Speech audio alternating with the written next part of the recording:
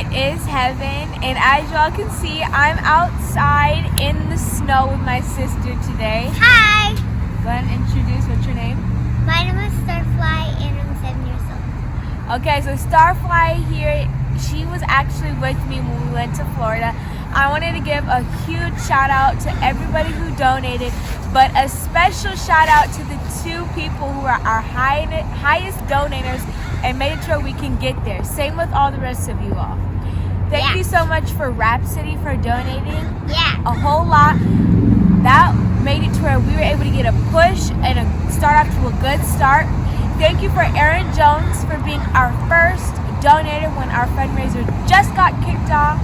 And thank you to Nurturing Roots who, donated. They actually were not on the fundraiser, but they donated it privately to us. So thank you to Nurturing Roots. Now, I had so much fun, and I'm pretty sure my family would agree. We went to starting off to going on a plane, losing our keys, which I'm going to tell you all about that in a minute, and going to the world's largest McDonald's. Now, I know there are probably some of you all who love McDonald's and their French fries, because I'm one of them. Yeah. Go ahead and share some things, some highlights that you had. All right. I had some highlights of some people that donated really, really high, and I was grateful. And when you start flying up on the airplanes, it's really fun, and it's really, really. I'm thankful for everyone that donated so much to make it to where we can fly, and I'm so grateful because everyone that is donating, who gave lots of money to us, and I'm gonna give lots of shout out to Rhapsody and Aaron Jones and Nurturing Roots, because they did pretty good on ours and other people. I'm not just saying just those people. I'm just saying all of y'all. Yeah, all of y'all. We love our community. Now let me get to that story that I said a couple minutes ago that I said I was going to share. I want to give you something to say real quick. Before Heaven says something, I didn't say it in my thoughts, but I was going to say it now. We landed actually in Jacksonville. And when we were in Jacksonville, we had to fly all the way, not fly, like go all the way to Jacksonville and drive our car. We borrowed a car, but we didn't have a regular car. Okay, which I thought was really fun. Continuing to the story, it was the day before my race, my 100-meter race, and we went to the beach to go relax, because I wasn't able to go to get out in the water or anything like that. So my mom and my sister, they went swimming, surfboarding. We met a couple of friends over there, and they were really kind, because I'm going to tell you all why. It's the day before my race, like I said, 100-meter, and my mom had lost her rental car keys. Yeah, so bizarre, isn't it? My mom had lost her rental car keys, and I tell you, it was like so fun and sarcasm. I'm being called sarcastic right now. It was so fun running up and down the beach trying to find the Mazda keys.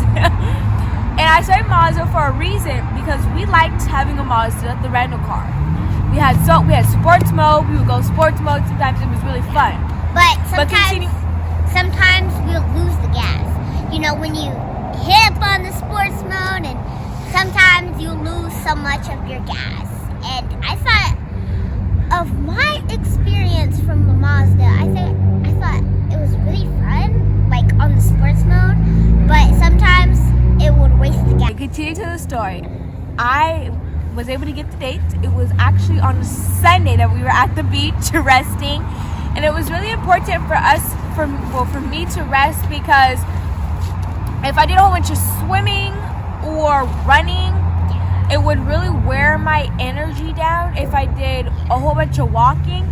So I really should have been inside of our hotel or exercising, so like that. If I was, that like kind of would wear me down. So I was really supposed to be sitting inside of our hotel, maybe reading a book, maybe watching some TV, just sitting on my bed and just chillaxing, okay? Maybe going to go see my family members across the hall from me. Like I was saying, it was very, very fun. When we hear cars like that rolling by, just kind of pause. When we hear that it's getting loud, just pause. Yeah, and I know, continue but to can you stop interrupting me? Can you wait till I said, go ahead, John, speak? Thank you. All right, they chilling. They want to be in the view. Go ahead, ducks. Hey! See, you scared them away. Like I was saying, it was a Sunday. My race was on a Monday. Supposed to be chilling, you know, just minding my business, you know. All right. And my mom had lost the rental car keys, and I was running up and down the beach trying to go find the keys. And it so happened that we went inside. We had ate at this restaurant. It was this island is where the beach that we were at. And it was really gross, so I ended up going inside there, maybe seeing if they had anybody who had found the keys. And it was true. Somebody had found a Mazda key fob. And we were looking for that this whole entire time. But there's a twist to it.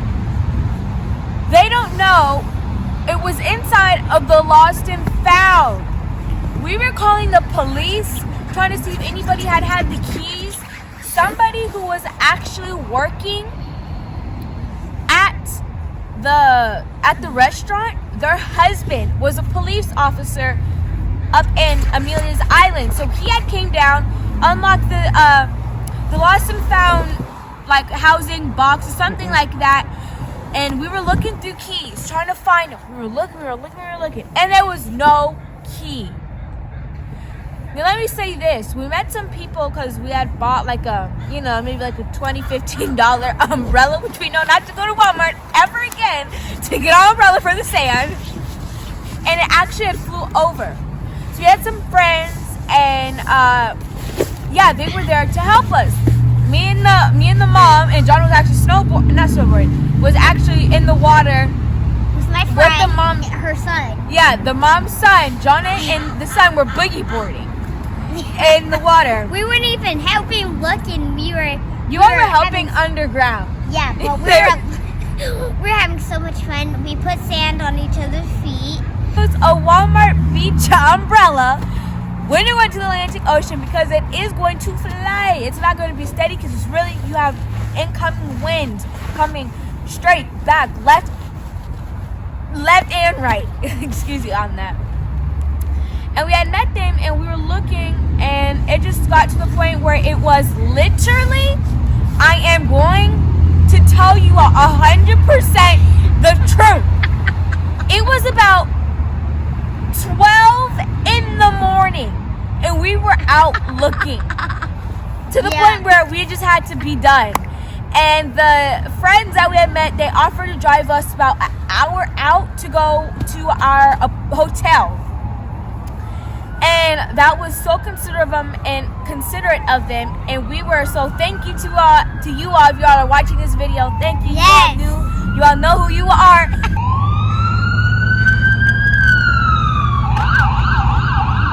Hope everyone's okay, just like my teacher, Mr. Bresson, used to say. We ended up going to an IHOP about maybe 20 minutes out. We were originally going to go to Denny's, but they were short-staffed. So was IHOP. You all, I feel bad for this one guy. We gave him like a humongous tip. There was only one waitress and one cook, and people were just incoming at 12 in the morning.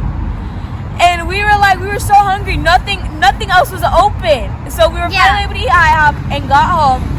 I didn't end up going to bed until we didn't all end up going to bed until maybe like 6. No, not 6. It was about maybe 1:45 in the morning. And you all, I had to get up at we all had to get up at 3 o'clock. No, not even at 3. We all had to get up around 4 o'clock in the morning. I had to get up before sunrise. And you all, it was pouring rain. We called the Uber. They were able to take us there.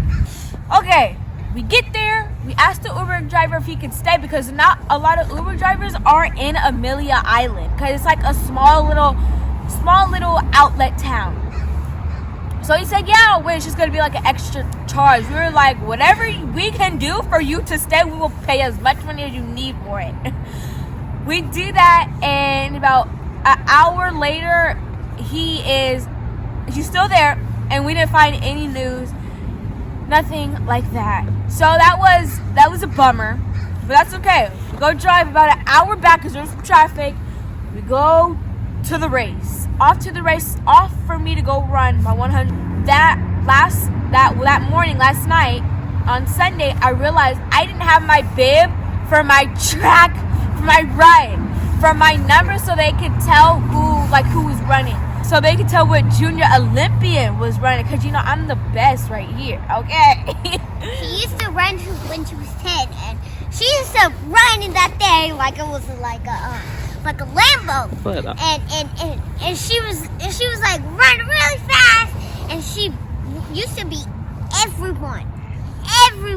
but That's why we call her Slime Fast. She also makes slime, and she is also fast. And she also makes lip gloss. So I hope y'all want some lip gloss. Just her website isn't made yet, but we're going to. DM us on Trio Girls on Instagram, TRIOGRLSSS, because there's no I in we. And I did forget to say, I did have some competition, because I'm fast in the Pacific Northwest up out in Washington, where I'm from and, where I live. But out in Florida, there was a lot of fast girls. Like, there were girls from Alabama, California. So I finally got to have some competition. And I'm not over exaggerating what I mean by finally. I noticed I didn't have my bib, so we ended up going to the counter, and it was an extra charge the day before my race to get the bib. And good thing we had the Uber, it was able to wait longer for us. But yeah, there was a line to try to get an extra bib. I got my extra bib, and we go head to the track, and it's about maybe 45 minutes until I race my 100 meter. And I start heading out. I'm actually out there by myself with only one of my players, but he had already raced, so he was gone. We were talking to each other for about good 2 minutes, and then he had left to go run.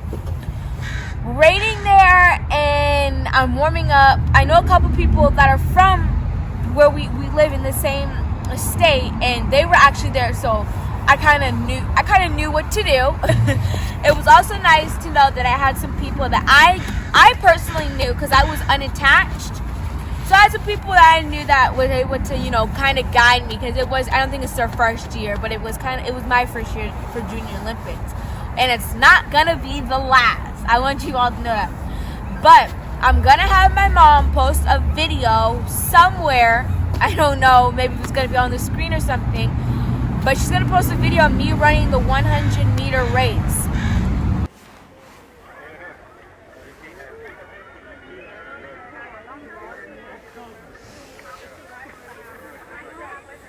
Heat 4, Amy Inwodu, Cassidy Frazier. I'm going to stand them up here. Peyton Brand, Dacia Jones, Heaven King, Aylin Ford, Cosette Castillo, and Jayla Witherspoon.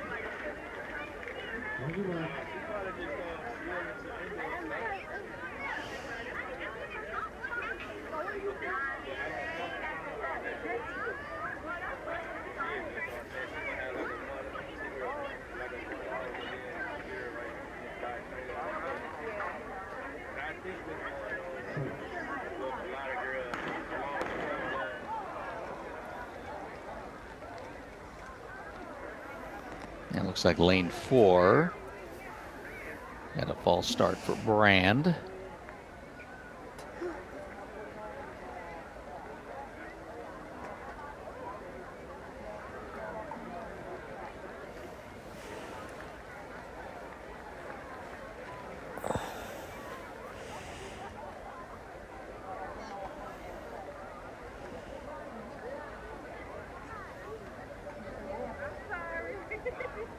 And we get right back to the line and get Heat 4 started.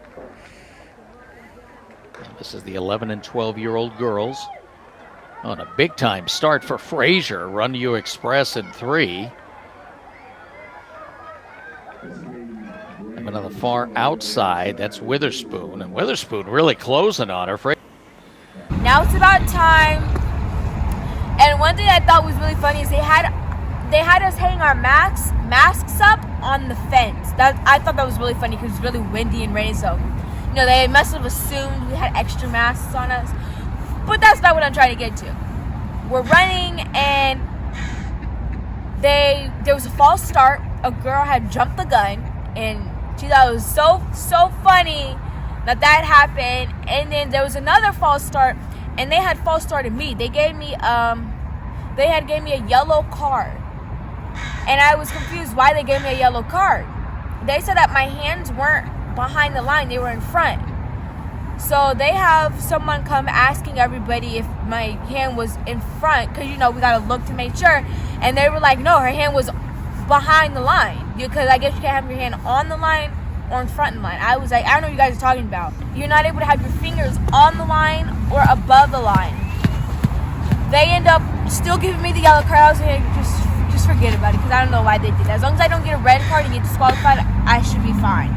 So we go, and I was able to PR even after standing in the rain, waiting on 2 false starts. So yeah, a PR is basically when I beat my personal record from my last time that I did like a big event.